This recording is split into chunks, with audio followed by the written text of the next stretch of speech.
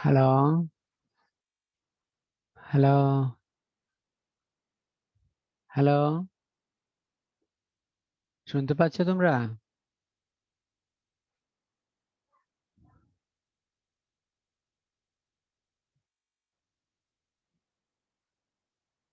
Hello.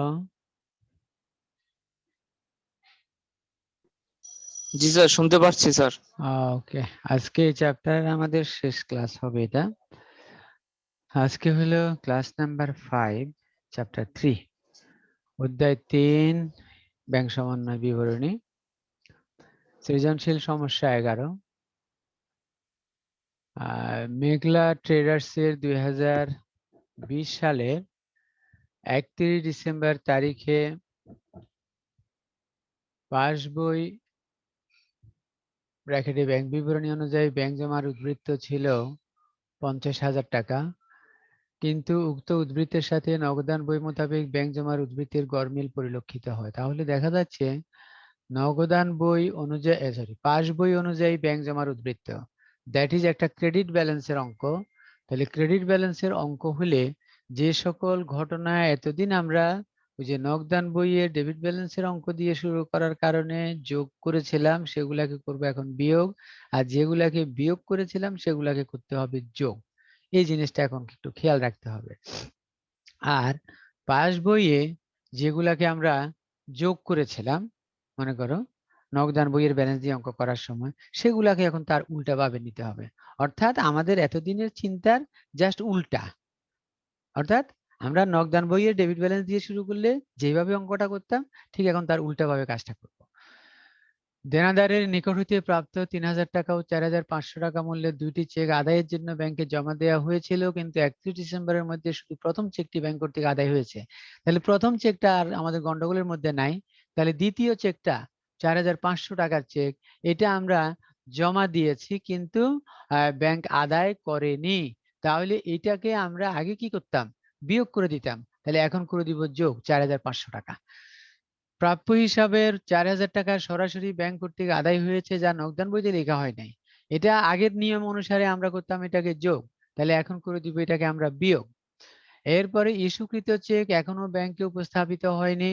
আগের নিয়মটা চিন্তা করলে, অর্থাৎ নগদান বইয়ের ডেবিট ব্যালেন্স দিয়ে শুরু করলে আমরা এটাকে কি করতাম, তখন ইস্যুকৃত চেক তখন আমরা যোগ করতাম, তাহলে এখন করব আমরা বিয়োগ। বিজ্ঞাপন খরচের জন্য 2,500 টাকার চেক ইস্যু করে ভুলে নগদান বইতে লেখা হয়নি। চেক ইস্যু করেছি, অর্থাৎ নগদান বইতে বিয়োগ করার কথা, কিন্তু আমরা বিয়োগটা করি নাই, তাহলে ব্যাংক বিবরণীতে ডেবিট হয়ে গেছে। তো যেহেতু আমরা বিয়োগ করি নাই, ব্যাংক বিয়োগ করে দিয়েছে, তাহলে আর অঙ্কটা কিন্তু ব্যাংকের ব্যালেন্স দিয়ে শুরু হচ্ছে, তাহলে এখন আমাদেরকে করতে হবে এটা যোগ।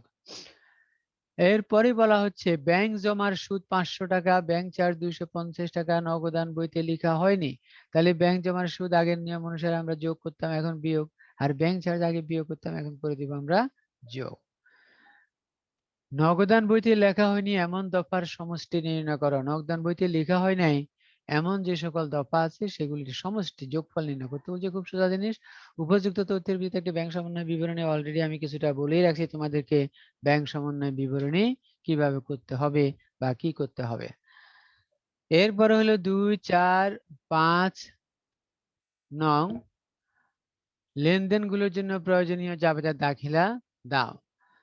তারপরে হলো মেঘনা, মানে হয় অন্য একটা নাম এখানে উপরে চলে আসে, এটা দরকার নাই। সমাধান 11 দেখো, যেগুলি নগদান বইতে অন্তর্ভুক্ত হয়নি। ব্যাংক কর্তৃক প্রাপ্য হিসাবের অর্থ আদায়, ব্যাংক কর্তৃক বিজ্ঞাপন খরচ পরিশোধ, যেটা ব্যাংক পরিশোধ করেছিল আমরা নগদান বইতে ভুলে লিখি নাই, ব্যাংক কর্তৃক মঞ্জুরিকৃত সুদ, ব্যাংক কর্তৃক ধার্যকৃত চার্জ, তাহলে মোট হলো 7,250 টাকা।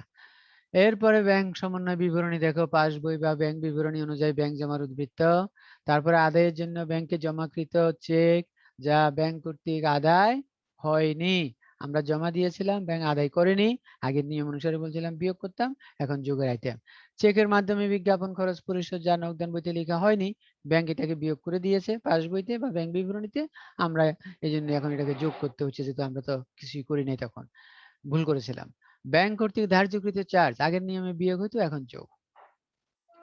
ব্যাংক কর্তৃক প্রাপ্য বিলের অর্থ আদায় যা নগদান বইতে লেখা হয়নি, এটা আমাদের ব্যাংক কর্তৃক আদায় বুঝাইতে গিয়ে আমরা আগের নিয়মে এটাকে যোগ করতাম, এখন বিয়োগ। ইস্যুকৃত চেক যা ব্যাংক কর্তৃক পরিশোধিত হয়নি, এটাও আমরা আগের নিয়ম অনুসারে এটাকে যোগ করতাম, এখন বিয়োগ।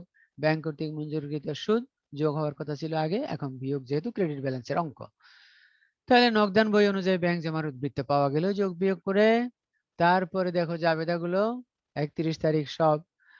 2 নাম্বার লেনদেনটা ব্যাংক হিসাব ডেবিট, প্রাপ্য হিসাব ক্রেডিট, অর্থাৎ প্রাপ্য হিসাব থেকে ব্যাংক টাকা আদায় করেছে, যেটা আমরা নগদান বইতে লিখি নাই। বিজ্ঞাপন খরচ, যেটা আমরা নগদান বইতে লিখি নাই, এই জন্য বিজ্ঞাপন খরচ হিসাব ডেবিট আর ব্যাংক হিসাব হলো ক্রেডিট। এরপরই বলা হচ্ছে ডিসেম্বর 31 ব্যাংক হিসাব ডেবিট, ব্যাংক সুদ হিসাব ক্রেডিট, টাকা হলো 500 টাকা। এরপর বলা হচ্ছে ডিসেম্বর 31 ব্যাংক চার্জ হিসাব ডেবিট আর তোমার ব্যাংক হিসাব ক্রেডিট 250 টাকা। এরপরে সৃজনশীল সমস্যা 12, 2020 সালের 31 ডিসেম্বর তারিখে জনাব হাকিমের হিসাব বই থেকে নিম্নোক্ত তথ্যাবলী নেওয়া হয়েছে। পাস বই বা ব্যাংক বিবরণী অনুযায়ী ব্যাংক জমার উদ্বৃত্ত, আবারও একদম 12 নম্বরের অনুরূপ উদ্বৃত্ত দিয়ে অঙ্কটা শুরু। অনুসন্ধানের পর গড়মিলের নিম্নলিখিত কারণসমূহ দেখা যায়। 8,500 টাকার চেক ইস্যু করা হয়েছে যা ব্যাংকে উপস্থাপিত হয়নি। তাহলে আমরা চেক ইস্যু করেছি, ব্যাংকে উপস্থাপিত হয়নি। তাহলে আমাদের এতদিনকার যে নিয়ম, সেই নিয়ম, দ্যাট ইজ 11 নিয়ম অঙ্কটা হচ্ছে 8,500 টাকার চেক ইস্যু করা হয়েছে, ব্যাংকে উপস্থাপিত হয়নি। তার মানে এটা আমরা বিয়োগ করেছিলাম নগদান বইতে, তাহলে এখন আমাদেরকে করে দিতে হবে এটা যোগ করতে হবে। এরপরে বলা হচ্ছে 6,500 টাকা চেক ব্যাংকে জমা দেওয়া হয়েছে, যা এখনো ব্যাংক কর্তৃক আদায় হয়নি। তারপরে দেনাদার কর্তৃক সরাসরি ব্যাংকে জমা দান 4,000 টাকা, যা নগদান বইতে লেখা হয়নি। ব্যাংক প্রাপ্য বিলের টাকা আদায় করেছে 3,000 টাকা, যা নগদান বইতে লেখা হয়নি। ব্যাংক কর্তৃক সুদ মঞ্জুর, আমি দেখতেছি হুবহু 12 নম্বরের অনুরূপ অঙ্কটা একেবারে, শুধু সংখ্যার বেশ কম। ক নাম্বার 4 নং ও 5 নং দফার লেনদেনগুলোর জন্য আমানতকারীর বইতে জাবেদা দাও। আমানতকারীর বইতে জাবেদা মানে নগদান বইতে জাবেদা দাও, মানে যিনি হিসাব রাখে, মানে প্রতিষ্ঠানের মালিক যে, তার বইতে কেবলমাত্র ব্যাংক বিবরণীতে লেখা হয়েছে এমন লেনদেন সমূহের পরিমাণ নির্ণয় করে। শুধু ব্যাংক বিবরণীতে লেখা হয়েছে, আগের রিকোয়ারমেন্টে ছিল ব্যাংক বিবরণীতে লেখা হয় নাই এমন, আর এখন বলতেছে ব্যাংক বিবরণীতে লেখা হয়েছে সেগুলির পরিমাণ নির্ণয় করতে। উপরিউক্ত লেনদেনগুলোর বিবেচনায় নিয়ে একটি ব্যাংক সমন্বয় বিবরণী। তাহলে সমাধানটা একটু দেখো। জাবেদা ব্যাংক হিসাব ডেবিট, প্রাপ্য হিসাব ক্রেডিট, আবারও একই নিয়ম, ব্যাংক টাকা আদায় করেছে প্রাপ্য হিসাব থেকে। আবার ব্যাংক হিসাব ডেবিট, প্রাপ্য বিল হিসাব ক্রেডিট, একটা প্রাপ্য বিলের টাকাও আদায় করেছে। আর প্রাপ্য বিল আর প্রাপ্য হিসাব দুইটাই কাছাকাছি। প্রাপ্য হিসাবটা হলো একেবারে আনডকুমেন্টারি একটা টাকা পাওয়ার হিসাব, আর প্রাপ্য বিল হলো একটা ডকুমেন্টারি টাকা প্রাপ্তির হিসাব, একই জিনিস। অর্থাৎ প্রাপ্য হিসাব থেকে প্রাপ্য বিল হিসাবটা তৈরি হয়, সৃষ্টি হয়। জনাব হাকিমের লেনদেন কেবলমাত্র ব্যাংক বিবরণীতে লেখা হয়েছে এমন লেনদেন সমূহের পরিমাণ নির্ণয়, যেগুলো ব্যাংকে লেখা হয়েছে। এবার দেনাদার কর্তৃক সরাসরি ব্যাংকে জমা, অর্থাৎ দেনাদার জমা দিলে তো ব্যাংকে লেখা হবে 4,000 টাকা। ব্যাংক কর্তৃক প্রাপ্য বিলের অর্থ আদায়, তো ব্যাংক আদায় করলে তো ব্যাংক বিবরণীতে ব্যাংক আগে লিখবে, সেটা হলো 3,000 টাকা। ব্যাংক কর্তৃক মঞ্জুরিকৃত সুদ নগদান বইতে লেখা হয় না, ব্যাংক সুদ মঞ্জুর করলে ব্যাংক বিবরণীতে আসবে, সুতরাং সেটা 450 টাকা। ব্যাংক কর্তৃক ধার্যকৃত চার্জ যা নগদান বইতে লেখা হয়নি 500 টাকা। এই হলো মোট পরিমাণটা নির্ণয় করা হয়ে গেল। এরপরে হলো ব্যাংক সমন্বয় বিবরণী। এবার দেখো পাসবই অনুযায়ী ব্যাংক জমার উদ্বৃত্ত, দ্যাট ইজ এটাকে আমরা বলেছিলাম ক্রেডিট ব্যালেন্সের অঙ্ক। তো ক্রেডিট ব্যালেন্সের অঙ্ক হওয়ার কারণে আমাদের এতদিনকার নিয়মের উল্টা, অর্থাৎ যে ঘটনাগুলি নগদান বইতে আমরা নগদান বইয়ের উদ্বৃত্ত দিয়ে শুরু করলে যোগ করেছি, সেগুলাকে করব বিয়োগ, আর যেগুলো বিয়োগ করতাম সেগুলো হলো যোগ। আদায়ের জন্য ব্যাংকে জমাকৃত চেক যা ব্যাংক কর্তৃক আদায় হয়নি, জমা দিয়েছিলাম ব্যাংক কর্তৃক আদায় হয়নি, তাহলে ব্যাংক এই টাকাটা লিখে নাই, দ্যাট ইজ ব্যাংক যোগ করে নাই। এই জন্য এখন আমাদেরকে যোগ করে দিয়ে আমাদের নগদান বইয়ের সমান করতে হচ্ছে। যদি আমি একটু উল্টাভাবে কথা বলি, কেন সমান করতে হচ্ছে? কারণ আমরা তো আদায়ের জন্য জমা দিয়ে এটা নগদান বইতে লিখে ফেলছিলাম, কিন্তু ব্যাংকালারা এটা লিখে নাই।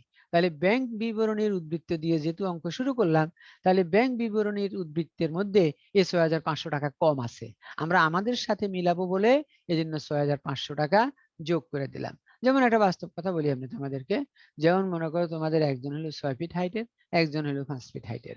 এখন যদি 6 ফিট হাইটকে কেন্দ্র করে কাজ শুরু করে 5 ফিট হাইটের সাথে সমতায় আনতে হয়, তাহলে কি করতে হবে? দুইটা কাজ করতে পারি। 6 ফিটেরটাকে কেটে 5 ফিট বানাই ফেলবো, অথবা 5 ফিটেরটার নিচে ইটা টিটা দিয়ে এটাকে 6 ফিট বানাবো। অর্থাৎ একটাকে আরেকটার সাথে মিলাবো আমরা। তা আমাদের জন্য কোনটা গ্রহণীয় হবে? কেটে ফেলে দিলে এটা কখনোই ঠিক হবে না, তো মারাই যাবে তখন। তাহলে আমাদের উচিত হবে যেটা 5 ফিট হাইটের সেটাকে জোড়া দিয়ে কোন রকম ভাবে 6 ফিট বানাই দেওয়া যায় কিনা সেই চেষ্টাই আমরা করে থাকি। এটাই ব্যাংক সমন্বয় বিবরণী। এরপর হলো ব্যাংক কর্তৃক ধার্যকৃত চার্জ নগদান বইতে লেখা হয় নাই, ব্যাংক চার্জ করেছে নগদান বইতে লিখি নাই, এই জন্য ব্যাংকের টাকাটা কমে গেছে কিন্তু নগদান বইতে কমে নাই, এখন এই জন্য নগদান বইয়ের সাথে মেলানোর জন্য যোগ করে বাড়াই দিচ্ছি। শেষ।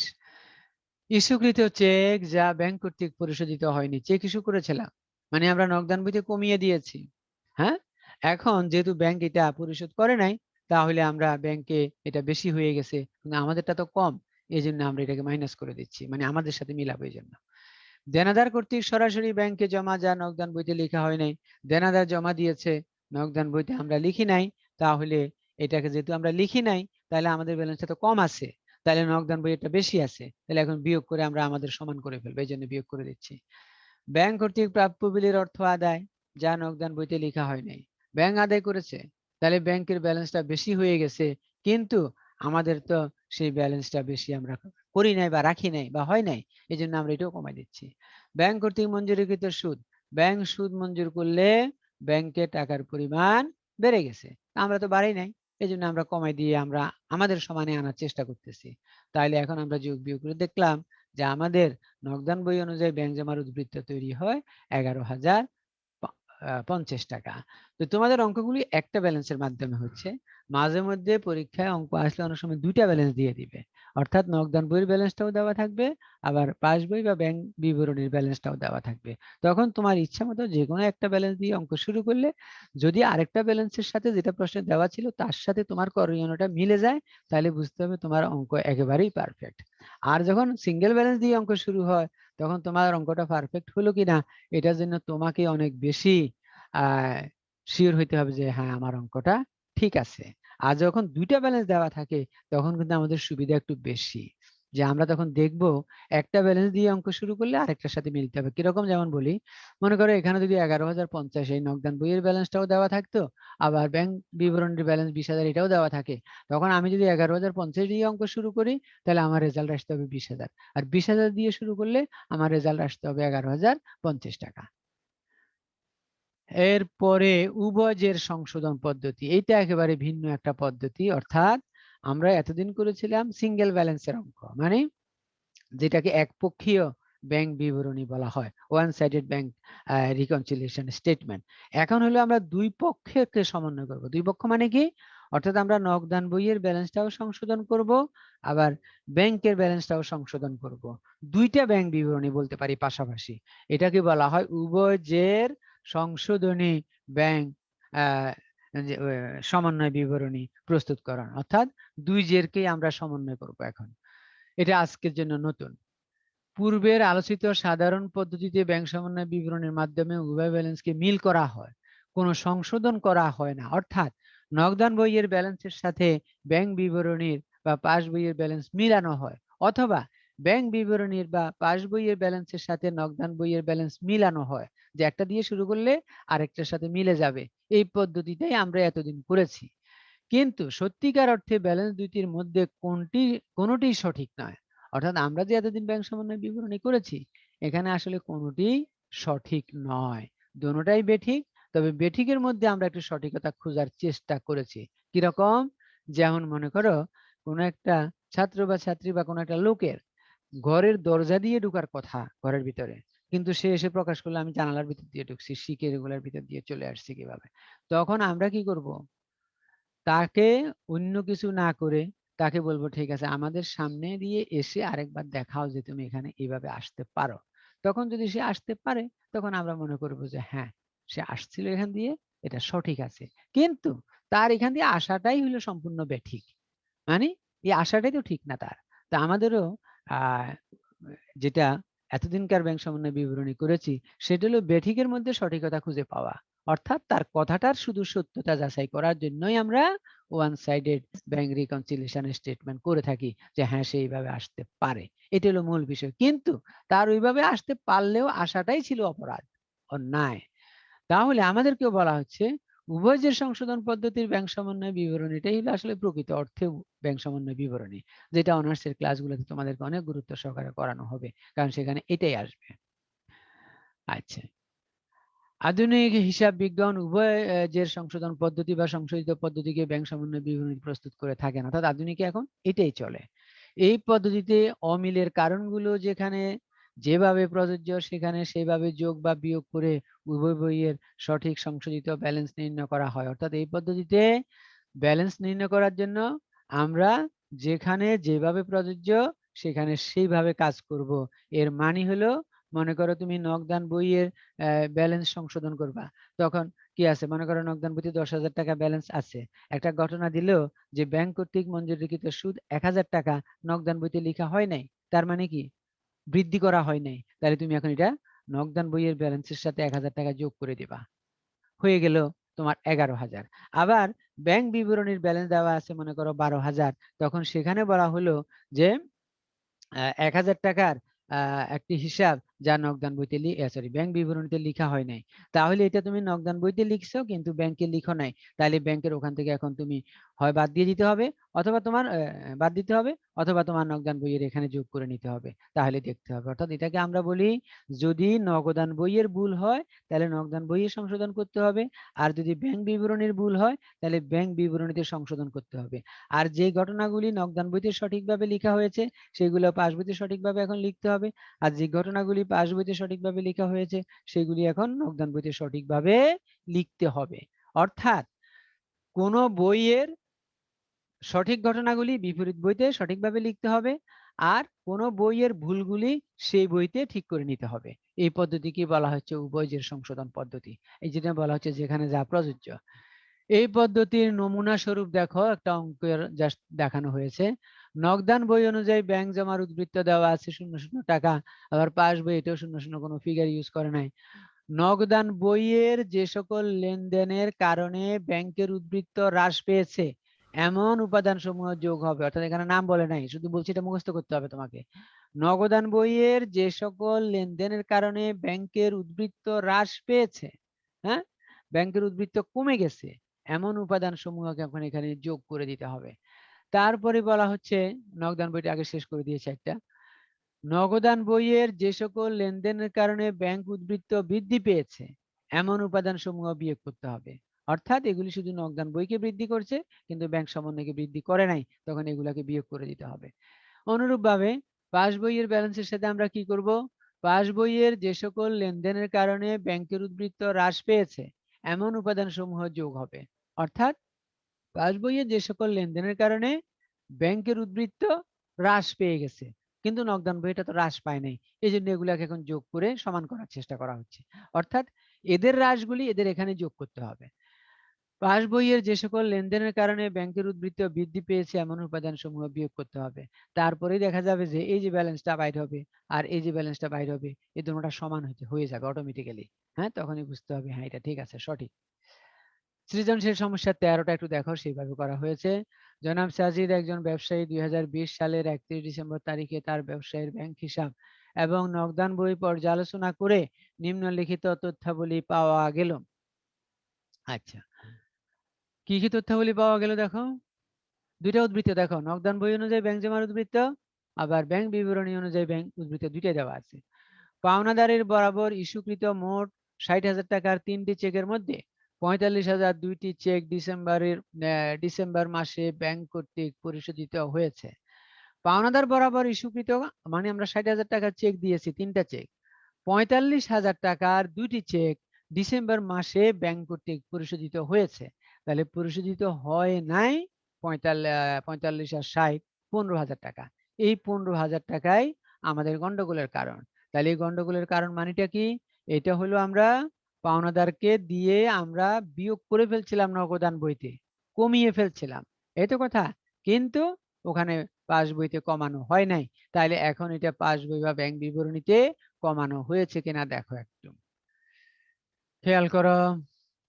ব্যাংক কর্তৃক এটা না, আমরা ব্যাংক সমন্বয় বিবরণীতে যাই। এই যে এখানে দেখো, ব্যাংক সমন্বয় বিবরণী উভয়ের সংশোধন পদ্ধতি। এই যে দেখো ব্যাংক কর্তৃক না, এটা না, এই যে এখানে ইস্যুকৃত চেক যা ব্যাংক কর্তৃক পরিশোধিত হয়নি, অর্থাৎ এই যে ব্যাংক পাসবই অনুযায়ী উদ্বৃত্ত, এই যে 21,500 এটা দিয়ে অঙ্কটা শুরু হয়েছে। এই যে ইস্যুকৃত চেকটা, এটা আমরা নগদান বইতে পুরো 60,000 টাকা বিয়োগ করেছিলাম, কিন্তু ব্যাংক বিবরণীতে প্রকৃত অর্থে তারা তখন বিয়োগ করেছে 45,000। তাহলে তখন বিয়োগ করতে পারে নাই তারা 15,000, সেই 15,000 আমরা এখন বিয়োগ করে দিচ্ছি, যে এই ফিগারটা। এই কথাটাই বলা হয়েছিল যে যেগুলি নগদান বইতে বিয়োগ করা হয়েছে সেগুলি যদি সঠিক লেনদেন হয় তাহলে এটা কিন্তু ভুল না, এটা সঠিক। তখন এটাকে আমরা ব্যাংক বিবরণীতে গিয়ে বিয়োগ করে দিয়েছি ডিফারেন্সের সংখ্যাটা।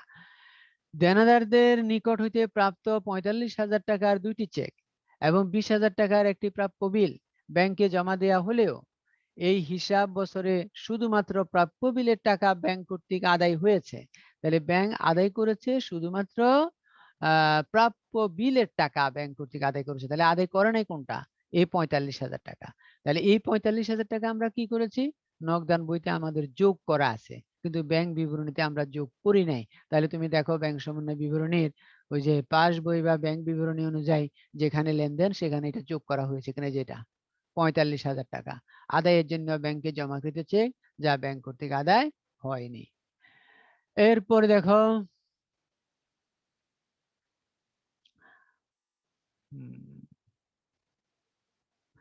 3,000 টাকার একখানি প্রাপ্য বিল 2,500 টাকায় বাট্টা করা হলেও নগদান বইতে পূর্ণ মূল্যে লিপিবদ্ধ করা হয়েছে।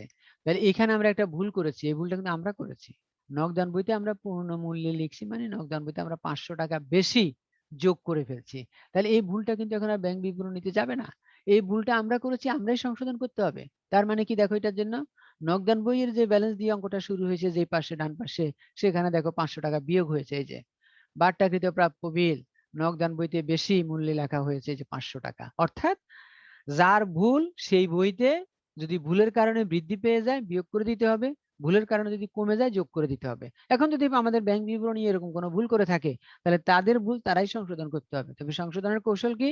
তাদের ভুলের মাধ্যমে যদি ব্যাংক ব্যালেন্স কমে যায় যোগ করতে হবে, তাদের ভুলের মাধ্যমে যদি ব্যাংক ব্যালেন্স বৃদ্ধি করে দেখানো হয় বিয়োগ করে দিতে হবে।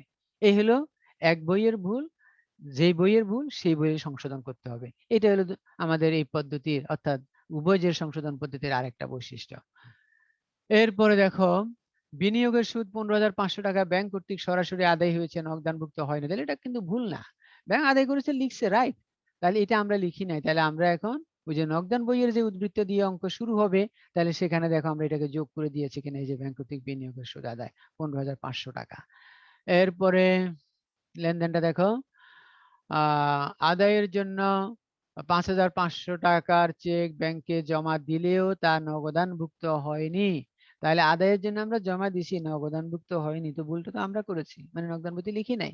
তাহলে এটাও দেখো নগদান বইয়ের ব্যালেন্সের ওখানে আমরা যোগ করে দিতে হবে। এখন এই যে এটা আদায়ের জন্য ব্যাংকে জমাকৃত চেক যা নগদান বইতে লেখা হয়নি, আমরা ভুল করেছিলাম, লিখি নাই, যোগ করি নাই, এখন যোগ করে দিয়েছি। এরপরে দেখো ব্যাংক জমার সুদ 1,000 টাকা এবং ব্যাংক কর্তৃক ধার্যকৃত চার্জ 2,500 টাকা নগদানভুক্ত হয়নি, নগদানভুক্ত হয় নাই। তাহলে ব্যাংক জমার সুদ যোগ করতে হবে নগদান বইয়ের ব্যালেন্সের সাথে, দেখো যোগ করেছে, এই যে ব্যাংক কর্তৃক মঞ্জুরকৃত সুদ। আবার চার্জ, ব্যাংক কর্তৃক ধার্যকৃত চার্জ 2,500 টাকা। তো এখন কি করলো দেখো, যোগ বিয়োগ একটা একটা করে আসো তুমি, এটা দিয়ে অঙ্ক শুরু করলাম। এই আইটেম গুলো হলো যোগের 3টা, যোগফল 22,000, তাহলে যোগফল হলো মোট 54,500, আর বিয়োগের গুলো হলো 3,000, তাহলে ব্যালেন্স দাঁড়ালো 51,500। এখানে দেখো পাস বইয়ের ব্যালেন্স ছিল 21,500, আর যোগের আইটেম 45,000, মোট 66,500, বিয়োগের আইটেম 15,000, তাহলে বিয়োগফল 51,500। দেখো দুইটা ব্যালেন্স মিলে গেছে, এই এই দুইটা ব্যালেন্স। এই জন্য এই পদ্ধতিটা হলো অত্যন্ত সাইন্টিফিক, এবং বর্তমান বিশ্বে বা আধুনিক হিসাব বিজ্ঞানীরা এই জিনিসটাই সবচেয়ে বেশি অনুসরণ করার, পালন করার চেষ্টা করে। তাহলে উভয়ের সংশোধন পদ্ধতির মূল কাহিনীটা আমি একবার এমনি সংক্ষেপে বলি। সেটা হলো তুমি উভয় দিকের ব্যালেন্স দিয়ে অঙ্ক শুরু করবা, নগদান বই অনুযায়ী ডান দিকে, বাম দিকে ব্যাংক বিবরণী। তারপরে নিয়মটা হলো যে সকল সঠিক লেনদেন পাস বইতে যোগ করেছে সেগুলো তুমি এখন নগদান বইয়ের ব্যালেন্সের সাথে যোগ করবা। যে সকল সঠিক লেনদেন পাস বইতে বিয়োগ করেছে সেগুলো তুমি নগদান বইয়ের ব্যালেন্সের এদিকে এসে বিয়োগ করবা। আর যে সকল বেঠিক লেনদেন নগদান বইয়ের ভুল মনে করো, সেই ভুলগুলি যদি নগদান বইতে আমাদের উদ্বৃত্তকে বৃদ্ধি করে দিয়ে থাকে সেটাকেও তুমি বিয়োগ করে দিবা। আর নগদান বইয়ের ভুলের কারণে যদি আমাদের উদ্বৃত্তকে হ্রাস করে দিয়ে থাকে তাহলে তুমি সেটাকে করবা যোগ। এই হলো নগদান বইয়ের কাজ শেষ। ব্যাংক বিবরণীতে যখন তুমি অঙ্কটা শুরু করলা, যে সকল সঠিক ঘটনা নগদান বইতে যোগ হয়েছে কিন্তু পাস বইতে যোগ করি নাই, ঘটনাটা কিন্তু সঠিক, তখন সেটাকে করব আমরা যোগ। আবার যে সকল সঠিক ঘটনা নগদান বইতে আমরা বিয়োগ করেছি কিন্তু কোনো না কোনো কারণে আমরা পাস বইতে বিয়োগ করতে পারি নাই, সেটাকে করব বিয়োগ। আবার যে সকল ভুল বা অসত্য ঘটনা পাস বইয়ের কারণে সৃষ্টি হয়েছে, ব্যাংকারের কারণে সৃষ্টি হয়েছে, সেগুলির দ্বারা যদি উদ্বৃত্ত হ্রাস পেয়ে থাকে তাহলে করে দিব যোগ। কোন বইয়ের ব্যালেন্সের সাথে? পাস বইয়ের ব্যালেন্সের সাথে। আর যে সকল ভুল পাস বইয়ের সৃষ্টি, ব্যাংকারের সৃষ্টি কিন্তু উদ্বৃত্তকে করেছে তোমার বেশি করে ফেলছে, মানে ভুলে টাকা বেশি দেখানো হচ্ছে, তখন সেটাকে আমরা করব বিয়োগ। তাহলে এখন বুঝতে পেরেছো কিনা একটু সংক্ষেপে বলি, আরো একবার একেবারে সংক্ষেপে। নগদান বইয়ের সাথে পাস বইয়ের সঠিক ঘটনাগুলি সঠিকভাবে যোগ বিয়োগ করবা, আর নগদান বইয়ের ভুলগুলি নগদান বইয়ের মধ্যে যোগ বিয়োগ করবা। তবে নিয়ম হলো ভুলের কারণে ব্যালেন্স বেড়ে গেলে বিয়োগ করে দিবা, ভুলের কারণে ব্যালেন্স কমে গেলে যোগ করে দিবা। পাস বইয়ের ঘটনা হলো পাস বইয়ের উদ্বৃত্ত দিয়ে অঙ্ক শুরু করবা, আর যে সকল ঘটনা নগদান বইয়ের সঠিক সেগুলির দ্বারা যদি ব্যালেন্স বেশি হয় তাহলে যোগ করে দিবা পাস বইয়ের ব্যালেন্সের সাথে, আর সেগুলির দ্বারা যদি কমে যায় তাহলে তুমি করে দিবা বিয়োগ। আর ব্যাংক বিবরণীর কোনো ভুলের কারণে যদি ব্যাংক বিবরণীর ব্যালেন্স আমাদের বেড়ে যায় তাহলে করতে হবে বিয়োগ, আর ব্যাংক বিবরণীর কোনো ভুলের কারণে যদি ব্যালেন্স আমাদের হ্রাস পেয়ে যায় তাহলে করতে হবে যোগ। এই ছিল অঙ্কটা। এরপর সৃজনশীল সমস্যা 14 দেখো, বলা হচ্ছে নিম্নের তথ্যাবলী 2020 সালের 31 ডিসেম্বর তারিখে শাহরিয়ার ব্রাদার্সের হিসাব বই থেকে নেওয়া হয়েছে। নগদান বই অনুযায়ী ব্যাংক জমার উদ্বৃত্ত 1,31,000 আর পাস বই ও নগদান বই অনুযায়ী জমার পরিমাণ সমান ছিল না। অনুসন্ধানের পর গড় মিলে নিম্নলিখিত কারণসমূহ দেখা যায়। তাহলে এখানে কিন্তু দেখা যাচ্ছে একটা ব্যালেন্স, মানে আমাদের আগের নিয়মের অঙ্ক। হ্যাঁ, এরপরে বলা হচ্ছে এটা নগদান বই অনুযায়ী ব্যাংক জমার উদ্বৃত্ত দিয়ে চেক কাটা হয়েছে কিন্তু ভাঙ্গানো হয়নি, তাহলে এটাকে তুমি কি করবা? চেক কাটা হয়েছে মানে বিয়োগ করেছিলাম নগদান বইতে কিন্তু এখনো ব্যাংকে যায় নাই, তাহলে এটাকে করে দিতে হবে যোগ। ব্যাংক কর্তৃক, এটা সিঙ্গেল ব্যালেন্স আগের মেথডের অঙ্কগুলা, ব্যাংক কর্তৃক প্রাপ্য বিলের প্রাপ্য স্যার এটা হিসাবে। কোথায় যোগ করব স্যার এন্ট্রিটা? হ্যাঁ হ্যাঁ বলো। এন্ট্রিটা কোথায় যোগ করব স্যার? ওই যে জ্যাকেটটা। যখন আমরা নগদান বই অনুযায়ী ব্যাংক জমার উদ্বৃত্ত দিয়ে অঙ্কটা শুরু করবো না, তখন কিছু জি স্যার। যোগের আইটেম কিছু বিয়োগের আইটেম এভাবে লিখে না, একটা স্পেস যোগের জন্য রাখি, একটা নিচে স্পেস বিয়োগের জন্য রাখি, জি রাখি না? স্যার। হ্যাঁ, সেইখানে জি জি। আমরা এটাকে করে দিব এখন যোগ।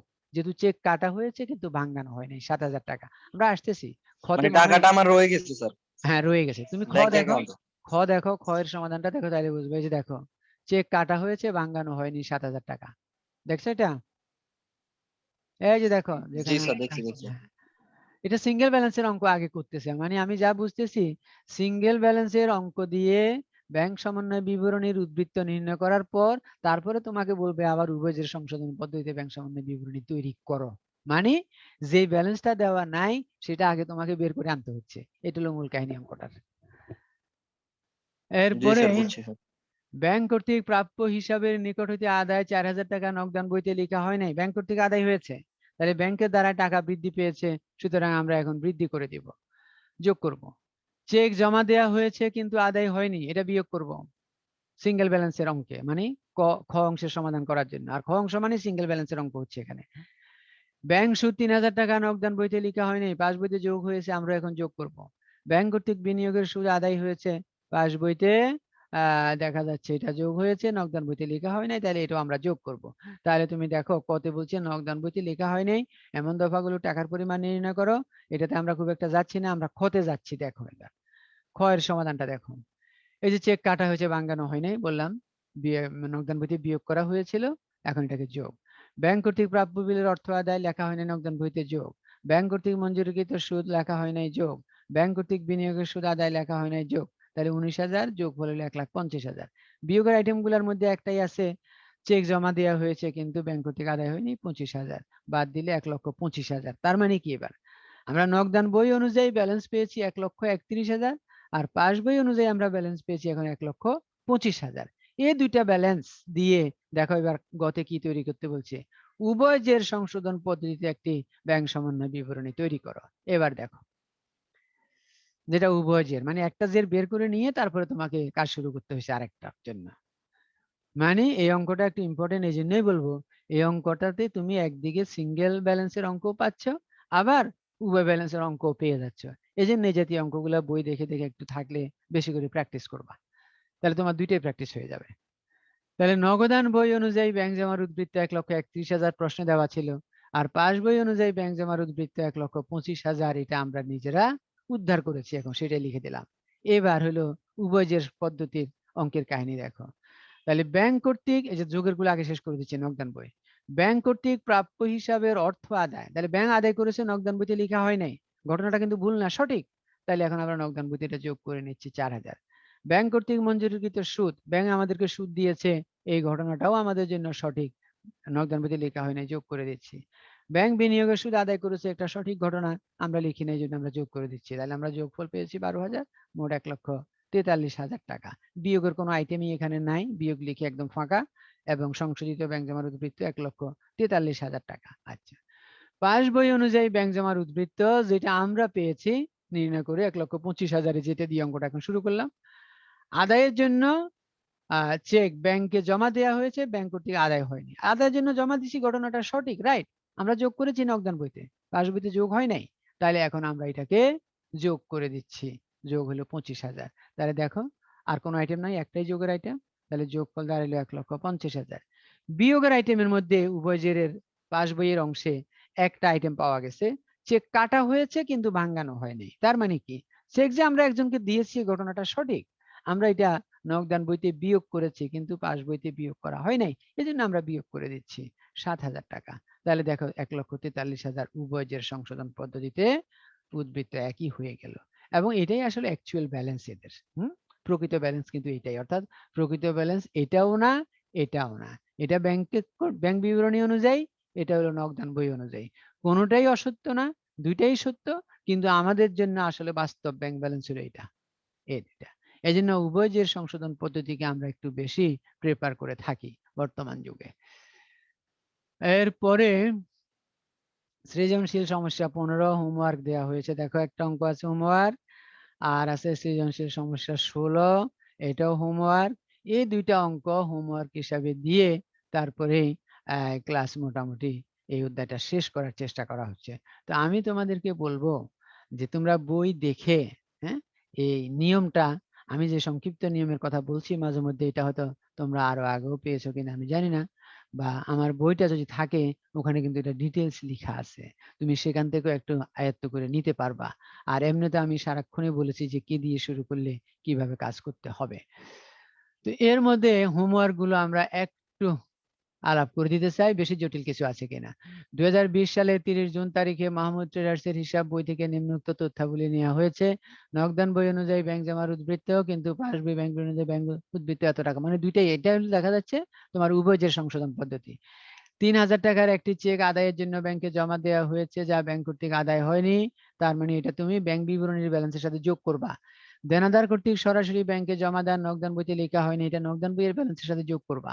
চেক ইস্যু করা হয়েছে, ব্যাংকে উপস্থাপিত হয়নি, ব্যাংক ব্যালেন্স থেকে বিয়োগ করবা, উভয় জেরের কথা বলতেছি। ব্যাংক কর্তৃক আদায়কৃত 10,000 টাকার একটি প্রাপ্য বিলের বিপরীতে ভুলবশত ব্যাংক কর্তৃক 1,000 টাকা লেখা হয়েছে। এটা কার ভুল?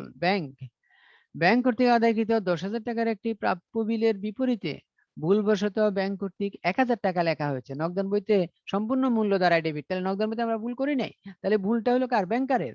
তাহলে ব্যাংকার ভুল করে 9,000 টাকা আমাদের ব্যালেন্সকে কমাই ফেলছে, তাহলে এখন ব্যাংকের ব্যালেন্সের সাথে, ব্যাংক বিবরণীর ব্যালেন্সের সাথে 9,000 টাকা যোগ করে দিব আমরা। এই 5 নাম্বারটা একটু খেয়াল করবে, এটা ব্যাংকারের ভুল। ব্যাংক কর্তৃক মঞ্জুরিকৃত সুদ 2,000 টাকা, ধার্যকৃত যা যত টাকা নগদান বইতে লেখা হয় নাই, মঞ্জুরিকৃত সুদটা নগদান বইয়ের ব্যালেন্সের সাথে যোগ করবা। আর ধার্যকৃত চার্জটা নগদান বইয়ের ব্যালেন্স থেকে বিয়োগ করবা। ব্যাংক একজন পাওনাদারকে ৬০০০ টাকা পরিশোধ করেছে, নগদান বইতে লেখা হয়নি, এটা নগদান বইয়ের ব্যালেন্স থেকে বিয়োগ করে দিবা। ব্যাংক ৭০০০ টাকা লভ্যাংশ আদায় করেছে, নগদান বইতে লেখা হয়নি, নগদান বইয়ের ব্যালেন্সের সাথে যোগ করবা। শেষ, আর কিছুই নাই। এরপরে ১৬, জনাব হাবিবের ২০২০ সালের ৩১ ডিসেম্বর তারিখে ব্যাংক সংক্রান্ত লেনদেনগুলো ছিল নিম্নরূপ। ২০২০ সালের ৩১ ডিসেম্বর তারিখে নগদান বই অনুযায়ী ব্যাংক জমার উদ্বৃত্ত ৩০,০০০ টাকা। উক্ত তারিখে পাস বই এবং নগদান বই অনুযায়ী জমার পরিমাণ সমান ছিল না। অনুসন্ধানের পর গড়মিলের নিম্নলিখিত কারণসমূহ দেখা যায়। তাহলে এখানেও দেখা যাচ্ছে নগদান বই অনুযায়ী ব্যাংক জমাতিরিক্ত, তার মানে এটা কিন্তু ক্রেডিট ব্যালেন্সের অঙ্ক। অর্থাৎ তুমি ক্রেডিট ব্যালেন্সের অঙ্ক করলে, এটা সিঙ্গেল ব্যালেন্স দেওয়া আছে দেখা যাচ্ছে, তাহলে যে ঘটনাগুলি নগদান বইয়ের ডেবিট ব্যালেন্স দিয়ে শুরু করলে যোগ করতে হয়, সেগুলাকে করবা বিয়োগ, বিয়োগের গুলা করবা যোগ। এই কাজ করে তুমি কি নির্ণয় করতে হবে? একটা ব্যাংকের ব্যালেন্স বাইর করতে হবে, আবার পাস বইয়ের ব্যালেন্স। তারপরে মনে হয় উপজের কথা বলবে, দেখো একই জিনিস এটাও। একক জের পদ্ধতিতে ব্যাংক সমন্বয় বিবরণী তৈরি করো আর উভয় সংশোধন পদ্ধতি, অর্থাৎ আগে একটা ব্যালেন্স আমাদেরকে উদ্ধার করে নিতে হবে, তারপরে সেই উদ্ধারকৃত ব্যালেন্সের দ্বারাই আবার আমাদেরকে শুরু করতে হবে উভয় পদ্ধতির অঙ্ক। তাহলে এই দুইটা অঙ্ক তোমরা হোমওয়ার্ক হিসাবে একটু শেষ করে নিবা। আশা করি আমরা আগামী দিন থেকে নতুন অধ্যায় শুরু করব, এই আশায় আমরা একটু দ্রুত এই অধ্যায়টা শেষ করলাম আজকে এখানে। তোমাদের কারো কোনো প্রশ্ন থাকলে করতে পারো কোনো বিষয়ে। আর আজকের উপস্থিতি একদম কম, কি সকালে ঘুম থেকে উঠে না নেটওয়ার্ক পাই নাই, বুঝলাম না স্যার আইডিটা দেওয়া হয় না আমাদের গ্রুপে। কেন আইডি দেওয়া হয়নি? অবশ্যই দেওয়া হয়েছে, আইডিতে সবসময় একটাই আমার, আইডি না থাকলেও আইডি একটাই সবসময়, বুঝো নাই? হ্যালো, তা ঠিক আছে, কিন্তু স্যার আমরা ডিরেক্ট এই লিংক থেকে ঢুকে যেতে আমরা ভাবছি আজকে ক্লাস নাই, খেয়াল কি ছিল বল- না এটা। কি বলো ক্লাস নাই? জি স্যার, সবসময় ওই যে ফেসবুক ইয়েতে লিংক ছিল না স্যার, এই জন্য অনেকে ঢুকতে পারেনি। আমি আবার ওই যে অভিজিৎ থেকে কালেক্ট করছিলাম স্যার। কোত্থেকে কালেকশন? আগের লিঙ্কটা তোমাদের কাছে নাই, মুখস্থ না রাখো না?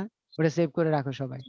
না স্যার, এই যে আমি প্রত্যেকদিন তো ফেসবুক থেকে ঢুকি, তো আজকে মানে পাইতেছিলাম না, পরে অভিজিৎ আমার লিংক পাঠাইছিল, মানে পাসওয়ার্ড আর আইডি কোডটা। তো ওইটা লিখে রাখো সবাই, সবাইকে বলে দাও, সার্কুলেট করে দাও, ঠিক আছে?